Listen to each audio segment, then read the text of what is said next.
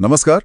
आज हम हार्पर ली की एक बहुत ही मशहूर classic novel to kill a mockingbird पर थोड़ी गहराई से बात करेंगे। हाँ, हमारे पास इस किताब की एक काफी डिटेल्ड समीक्षा है। बिल्कुल।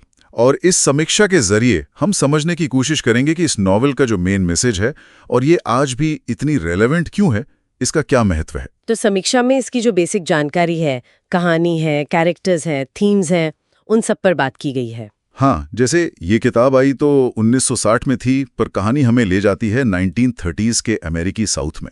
मैकॉम, एलाबामा में।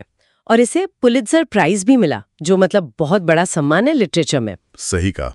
और स्टाइल की बात करें तो समीक्षा कहती है कि ये सदर्न गॉथिक है और बिल्डुंग्सरोमान भी, मतलब एक किरदार के बड़े होने की कहानी। हाँ, और जो सबसे खास बात समीक्षा उठाती है वो ये कि कहानी एक छोटी बच्ची स्काउट फिंच की नजरों से कही गई है। और यही मासूमियत वाला नजरिया है जो नस्लीय अन्याय, समाज में जो भेदभाव है जैसे गंभीर मुद्दों को बिल्कुल सामने लाता है। बहुत असरदार तरीके से, ये बात तो है। हाँ, एक सीधेपन से पाठक को सोचने पर मजबूर कर देता है ये नजरिया। अच्छा, और कहानी के सेंटर में है स्काउट के पिता एटिकस फिंच। समीक्षा तो उन्हें नॉवल की मतलब नैतिक रीढ़ कहती हैं। बिल्कुल, वो एक वकील है और वो टॉम रॉबिन्सन नाम के एक अश्वेत व्यक्ति का बचाव करते हैं। हाँ, जिन पर रेप का झूठा इल्जाम लगाया गया है। और ये केस जो है वो शहर के सारे पूर्वाग्रहों को एकदम सामने ला देता है। सही। समीक्षा उन्हें सिर्फ एक कैरेक्टर नहीं मानती, बल्कि जैसे न्याय और सही गलत की समझ का प्रतीक देखती है। और सिर्फ एटिकस ही नहीं, समीक्षा स्काउट के भाई जेम और उनके दोस्त डिल का भी जिक्र करती है। हाँ, ये बच्चे जो हैं वो बचपन की एक जिज्ञासा, दुनिया को समझने की जो कोशिश होती है उसको दिखाते हैं। और वो रहस्यमयी पड़ोसी बू रैडली, समीक्षा उसके बारे में भी बात करती है। हाँ, बिल्कुल। बू रैडली का किरदार भी अहम है। वो अलगाव मतलब आइसोलेशन, समाज की गलतफहमियां और फिर आखिर में एक अजीब सी दयालुता, इन थीम से जुड़ा है। जिसे समाज ने बिल्कुल अलग थलग कर दिया है। हाँ, पर उसमें अच्छाई बाकी है, ये भी दिखता है। चलिए अब उन मेन थीम्स पर आते हैं जो समीक्षा ने हाईलाइट की हैं।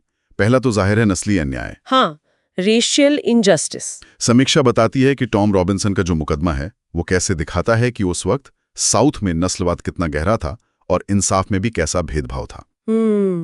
दूसरा महत्वपूर्ण विषय है नैतिक विकास, खासकर स्काउट का। बिल्कुल। समीक्षा एटिकस की वो फेमस लाइन को अंडरलाइन करती है कि किसी इंसान को समझने के लिए तुम्हें उसके नजरिए से चीजों को देखना होगा, जब तक तुम उसकी खाल में उतरकर घूम ना लो। हाँ, सही। और समीक्षा का तर्क है कि यही इस नॉवल का सेंट्रल मैसेज है, सहानुभूति, एम्पैथी और समझ पर जोर। और तीसरा, मासूमियत। समीक्षा मॉकिंगबर्ड को ही मासूमियत का सिंबल मानती है। हाँ, जैसे टॉम रॉबिन्सन और बू रैडली, ये वो लोग हैं जो किसी का बुरा नहीं करते, पर समाज उन्हें चोट पहुंचाता है। उन्हें मारना पाप है, जैसे टाइटल भी कहता है। एग्जैक्टली। और चौथा है साहस, करेज। समीक्षा एटिकस के शांत नैतिक साहस की तारीफ करते हैं। वो समाज के दबाव के आगे झुकते नहीं, सही के लिए खड़े होते हैं। पर दिलचस्प बात यह है कि समीक्षा मिसेस डुबोस के निजी संघर्ष को भी एक अलग तरह का साहस मानती है। हाँ, अपनी लत से लड़ने का साहस। ये दिखाता है कि साहस के कई रूप हो सकते हैं, सिर्फ हीरोइक एक्ट ही नहीं। अब अगर राइटिंग स्टाइल की बात करें तो समीक्षा हार्पर ली की काफी तारीफ करती है, खासकर स्काउट की आवाज इस्तेमाल करने के लिए। हाँ, उस आवाज में एक भोलापन है, थोड़ा ह्यूमर भी है, जो बड़ों की दुनिया के पाखंड और अन्याय को बड़ी आसानी से दिखा देता है। समीक्षा कहती है कि वो जो दक्षिणी माहौल बनाया है और जो सोशल कमेंट्री है, उसका बैलेंस कमाल का है। और इस किताब का जो असर हुआ अमेरिकन लिटरेचर और समाज पर, उसे समीक्षा बहुत अहम मानती है। हाँ, खासकर सिविल राइट्स मूवमेंट के टाइम पर इसने नस्ल और न्याय पर जो नेशनल बहस थी उसको यकीनन प्रभावित किया। बिल्कुल। और समीक्षा का मानना है कि एटिकस फिंच का किरदार लिटरेरी हिस्ट्री के सबसे ज्यादा एडमायर किए जाने वाले नैतिक किरदारों में से एक बन गया है। और किताब आज भी सहानुभूति और सोशल जस्टिस की बातों में रेलेवेंट है। हाँ, वो तो है। जाहिर है हर समीक्षा में कुछ प्लस और माइनस होते हैं, तो इसमें भी किताब की खूबियों के साथ, जैसे गहरी थीम्स, यादगार कैरेक्टर्स, टाइमलेस रेलेवेंस, कुछ संभावित कमियों का भी जिक्र है। हाँ, जैसे समीक्षा कहती है कि कुछ लोगों को शायद कहानी की रफ्तार थोड़ी धीमी लगे, या शायद कुछ सपोर्टिंग कैरेक्टर्स जैसे कैल्पर्निया या मयाला, उनका डेवलपमेंट और हो सकता था। ऐसा कुछ मेंशन है? हाँ, मतलब ओवरऑल देखें तो समीक्षा इस नॉवल को एक पावरफुल कहानी मानती है। मासूमियत की नजरों से देखा गया अन्याय, पूर्वाग्रह और मुश्किल हालात में भी नैतिक साहस बनाए रखने का जो महत्व है, उसकी कहानी ये दिखाती है कि कैसे एक इंसान की अपनी अंतरात्मा, उसका अपना विवेक, सामाजिक दबावों से ऊपर उठ सकता है। सही कहा।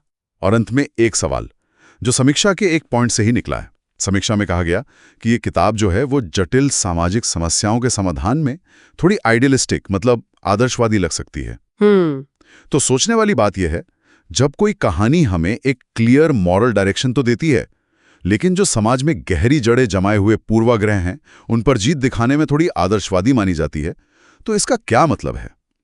क्या कभी-कभी उम्मीद जगाने की कोशिश में असल संघर्ष की जो कॉम्प्लेक्सिटी है, वो कहीं कम हो जाती है? ये एक दिलचस्प सवाल है सोचने के लिए।